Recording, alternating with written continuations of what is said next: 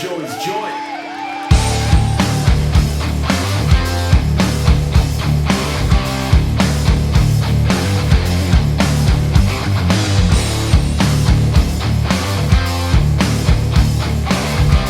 What's up, beautiful? Hi. I love the blonde hair. Thank you. I got it blonde for... We're not recording, are we? Yeah, we're recording. We're on. Oh, this is live? We're live. We're on Oh, Memorex. shit, I almost said why I got it blonde. I got it blonde for a job, a great, probably one of my all-time favorite jobs. It's a crazy character, like out of her mind, and the hair is, I have extensions too. It's going to be long blonde on the show. It's long blonde, but I left it because I figured 5 hours in a chair to get black to blonde. Why am I going to go throw, black dye on my hair? I just left it. No, leave it until you shoot and then let it grow out. Fuck it. Right. Unless somebody else says anything. How are you today, my love? I'm good. You're one of those people that I feel like I know you. Yes, you too. I feel like I just know you. Like I know you. And we never met. No. And I was looking at this the other day after I spoke to you. The Pleasant Avenue Connection. You ever read this book? Oh my God, yes, of course. This is a great book. It got optioned and never got shot. Yes. But this is a great book. I think how old it is. My father's in that, Nikki Narducci. Yeah, I'll read it and look, I still have a mark in here from I was on page 142 at one time. Wow. This book, if you go online, it costs like $500.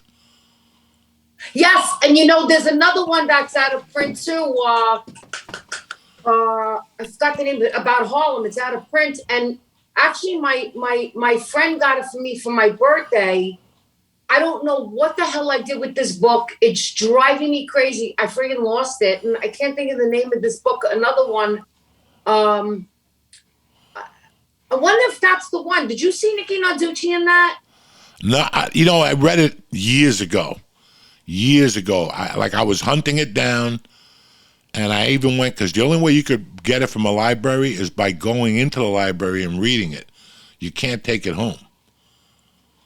Oh, wow. I told a friend of mine about it. He won a contest. He won $250,000, and that was his gift to me. He bought me the book. It was like $600. The fucking cover was ripped off. Wow. Unbelievable. I'll tell you one thing. I couldn't ask for a better childhood growing up in that neighborhood. That's a great neighborhood. I loved it up there. I loved everything about everything.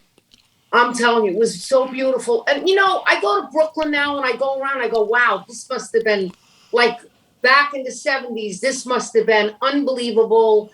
But you always think where you grow up is like the best. But I don't know. To me, I felt I grew up in a very magical place. I felt Harlem was magical because as kids, in the other boroughs are great. All 5 boroughs are great. Even Staten Island, they're great. But everybody wants to be in Manhattan. I just felt blessed as a kid.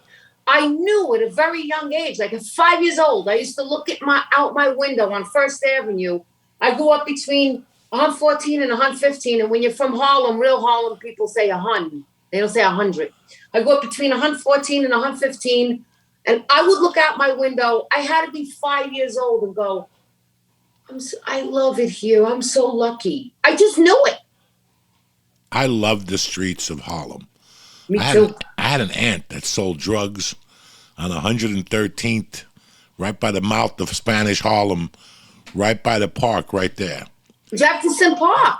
Yes, and I used to go up there just to visit her because it was like a zoo. Walking up her stairs, people would be shooting heroin and shit. Oh, yeah. And they'd be nodding.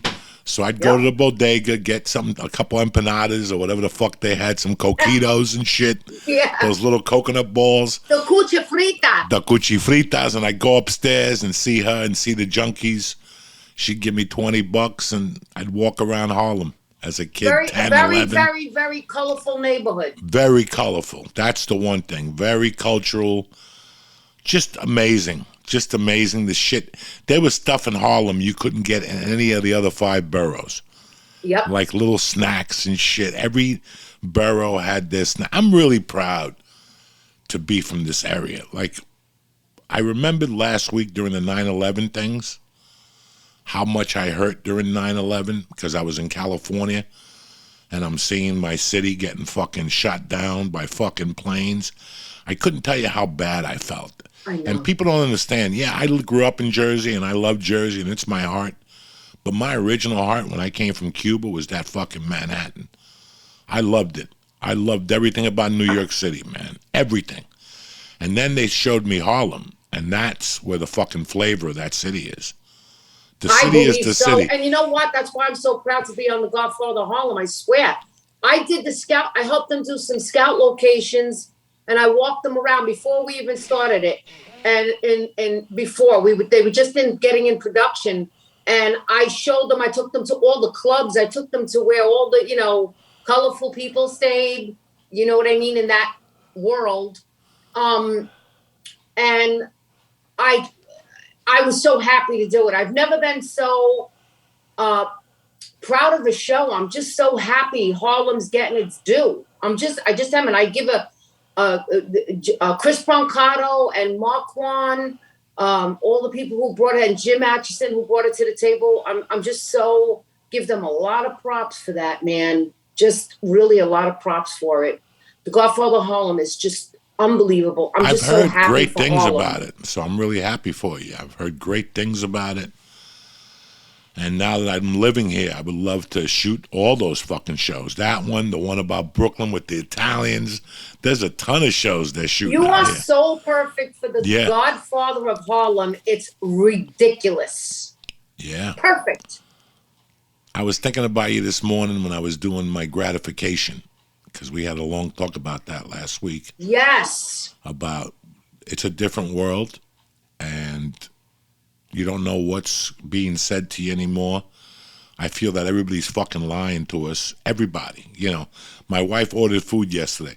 They told her to be here in 20 minutes. I go, Terry, you know they're not going to have it ready in 20 minutes. She goes, no, but the guy told me. She got back an hour and a half later.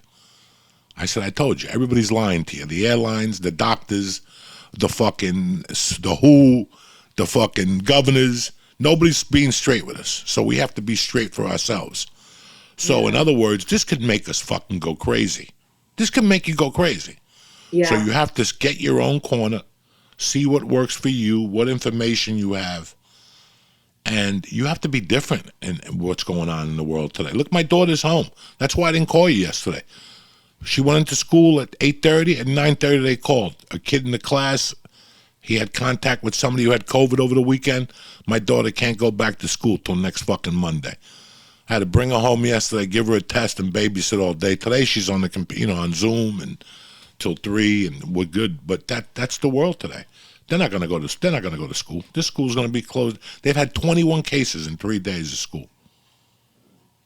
21 fucking days. So you have to, you sit there and you go, I've had enough.